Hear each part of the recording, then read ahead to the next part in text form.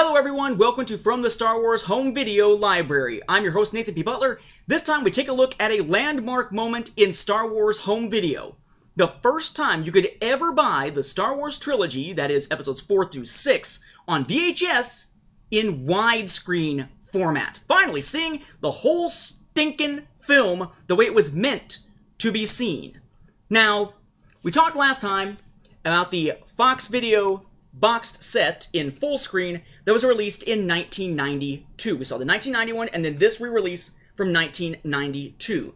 In a previous episode prior to that, we took a look at From Star Wars to Jedi, The Making of a Saga, and how in 1992 there was a re-release of that, the third time that one was released on VHS, with this cover here marked as Fox Video up there on the top.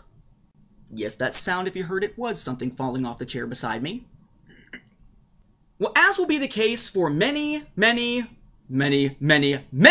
years to come, we enter an era here in 1992 in which VHS releases, later DVD releases, are released with two different options out there, at least two. Full screen or widescreen, which as we go into the 90s is finally starting to become a popular way to view films at home on a regular standard definition television. This landmark release was this huge thing. If you can tell there, that is a hologram, there you go, of Luke and Leia, very similar to the VHS release cover of A New Hope here. It says, Star Wars Trilogy, Special Letterbox Collector's Edition. Now, I found this through the Lucasfilm Company store, and it cost me back in the day, back in 1992 dollars, $100. It was actually the very first big purchase I ever made through a phone or an online style ordering system. In this case, it was by phone. I saved up some money and said, Mom, please, please, please order this for me. I give you the money, you send it off. And sure enough, she was able to go for it, and pretty soon I had this thing in my collection. It's actually the same order, if I remember right, where I ordered Rebel Assault for Sega CD that was constantly being delayed. So I was calling, about every week to Lucasfilm Company store saying, is it in yet? Is it in yet? Is it in yet? What's going on? Give me an update. Give me an update. Bear in mind, that was a fairly young guy at the time. As of 1992, I would have been, all of 13 years old, 12 years old, depending on the time of year. In any event, this box set was the first chance we got to get it in widescreen, but frankly, it was not something that, well, at least on VHS, but this was not something that most people would have picked up because it was a special thing that you had to actually hunt down. Later, we're going to find widescreen releases are pretty mainstream, but not at this point yet. So what all's in here? This is a little big for just 3 films. Well, it's a slipcover, first of all, and inside you will find A New Hope. Same look as actually the front of the 1990 and 92 releases. Same back and sides as the 92 release, only up at the top it says Special Letterbox Collector's Edition. We actually looked at that at one point with From Star Wars to Jedi. We're going to see that again momentarily. Same thing with The Empire Strikes Back, also in widescreen, also 92 cover, except that thing up at the top. Same thing with Return of the Jedi, says it up at the top, and all these tapes have that same 92 logo, except above the film title it says Special Letterbox Collector's Edition. They're really making sure you know which one is which. Interestingly, these tended to come with a warning to tell you that the black bars and such are actually normal. They have a special little opening thing that only appears on these editions. Looks like this.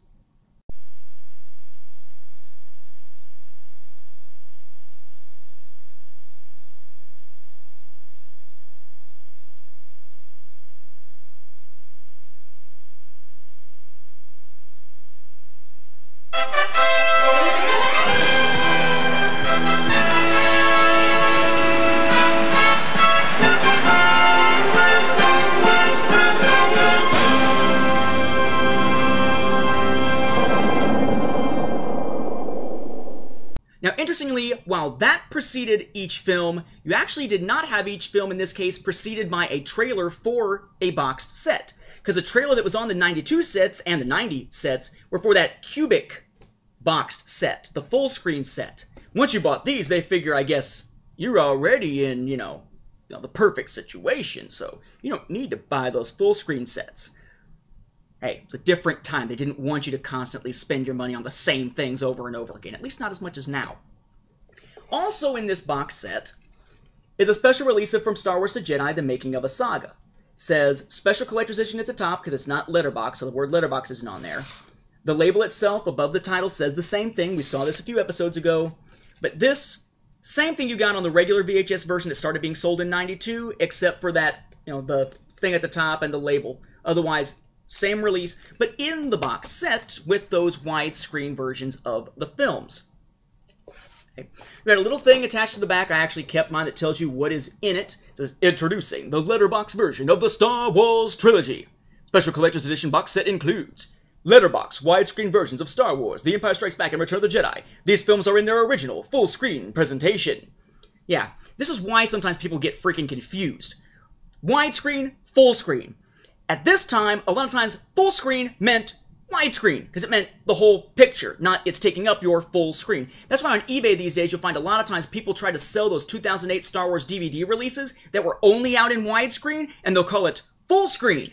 It's not full screen, Sparky. Read the box. In any event, it goes on. It includes another bullet point from Star Wars to Jedi, The Making of a Saga, narrated by Mark Hamill. This exclusive documentary. Exclusive? Exclusive how? It was already released in '86 on VHS. It was released in '89 on VHS. It was released in '92 on standalone VHS. It's released here as part of the package on VHS, and it'll be released again in 1995. Not sure where exclusive comes from. Unless they're talking about, it's got the different label and the different box little thing at the top, right? Huh. Anyway, it's packed with insights and details on the creation of the trilogy from George Lucas himself. Then it also includes special abridged version of George Lucas' The Creative Impulse. This exciting 48-page full-color book highlights the creative genius behind the Star Wars saga. That is this. Now, the original book is much larger than this and covers more than just Star Wars. This is essentially an abridged version. It says special abridged version down at the bottom by Charles Champlin. Pretty cool little book. Color in some places, black and white in others. But it talks about the making of the Star Wars films and how they fit within George Lucas's creative history, his career biography, in a sense. We're going to find that a full version of this, with no dust jacket though, appears in a contemporary, as in around that same time, Laserdisc release called the Definitive Collection, which we'll be looking at as well as part of this series. Along with that, we also have a Certificate of Authenticity. Every set contains a Certificate of Authenticity with a message from George Lucas. So you got your little certificate there, little message that says, I continue to be amazed and pleased at the popularity of the Star Wars saga. I'm happy that the complete chronicle of the Star Wars adventures has been brought together in this special collector's edition. Through the letterbox format, you'll be able to experience the trilogy in its original Panavision version. My thanks to all the talented people who helped bring my vision to the screen. And then a supposed signature of George Lucas, which of course is just reproduced. But then it's got the little stamp there saying, collector's edition there to go with it. So, a nice little set. Finally, you could see it letterbox. As soon as I got this and started watching it, that other set that I bought at the same time, the full screen version, pretty much just sat there gathering dust. Unless I watched it on a very small television screen where the black bars at top and bottom of the letterbox presentation bothered me. I should clarify something very quickly though for those who are not familiar with this, because it's going to make a difference later when we look at the Clone Wars. There is a difference between standard widescreen and letterbox. Widescreen means that what you're going to see on a regular television is a wider picture, and because it is wider than your TV screen actually is, there are black bars at top and bottom. But generally when you see that these days on, say, a DVD or a Blu-ray, the picture itself is just the picture.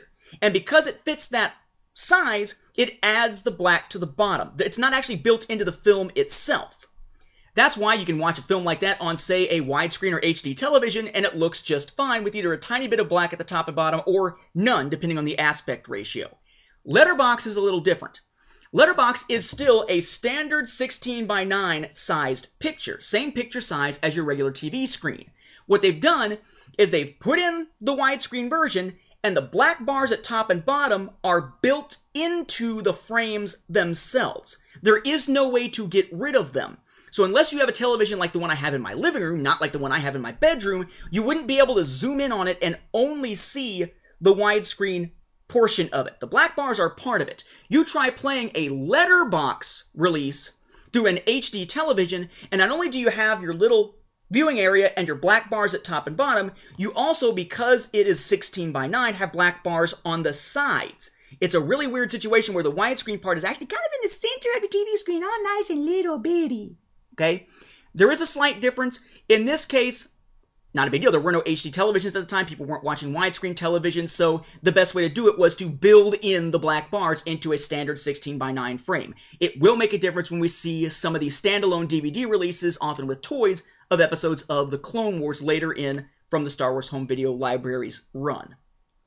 Now, one brief note here about the widescreen transfers. These were not originally put on VHS in widescreen. The first time you can actually get them in widescreen on a home video media format, other than, getting one of those 16mm ones that weren't really supposed to be in the home, was in the 1989 and 1990 releases of the Star Wars films on special edition widescreen versions of Laserdisc releases. And the American Laserdiscs were mastered from Japanese Laserdiscs. And the Japanese Laserdiscs had subtitles. To get rid of them and cover them up, they basically put black over top of them. What that meant, though, was, because they were manually correcting this as they went along, was that on the A New Hope 1989, widescreen Laserdisc release, the film itself shifts. It's like the film you see in widescreen and the little black box are overlapping so that slowly but surely the film creeps upward and a little bit of the top gets covered up by the black matting. If you don't know to look for it, you're probably not going to notice it, but it was a flaw in that release. Empire went pretty well. Then Jedi had a similar problem in that in order to cover up the subtitles, they shifted the picture up. So whereas maybe it's normally here on the screen, it's more like here. Again, something you're probably not going to notice unless you do a side-by-side comparison of the three different films. But A New Hope and A New Hope and Return of the Jedi had some weirdness to them while Empire was normal. But those are the masters that were used to create this 1992 Letterbox Collector's Edition on VHS. So you'll find the same flaw present when it comes to A New Hope, slowly having the aspect ratio change just a little bit, and Return of the Jedi having the widescreen picture a little higher on the screen than would normally be the case. That is corrected by the time we get to future Laserdiscs and future VHS releases, so this is really the only one on VHS affected by those flaws.